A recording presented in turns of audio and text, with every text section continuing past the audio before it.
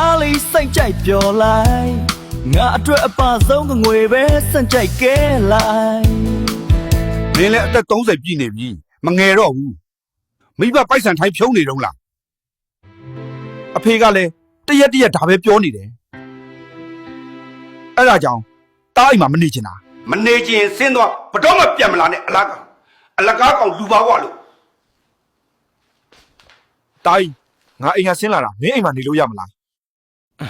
ရပါတယ်ဘာဖြစ်လာလို့လဲဘာဖြစ်ရမှာလဲမနေ့ကဘာသွားတာလေပြန်လာတော့တုံးတယ်ဖြုံးတယ်နဲ့တဖွားဖွားပြောနေလို့ငါလဲစိတ်တူတူနဲ့ဆင်းလာတာမနေ့ပြန်လောက်သွားချာအလုပ်သွားချာအောင်ပြင်ပန်းနေကွာမလုံနိုင်တော့ဘူးအလုပ်မှငွေရတန်ဖို့ကိုတီးတော့တယ်ငါအိမ်ပြန်တော့မယ်ကွာအိမ်ကိုလွမ်းလာပြီအဖေကိုလည်းပြန်တောင်းမယ်တော့အဖေတားတောင်းပန်ပါလေ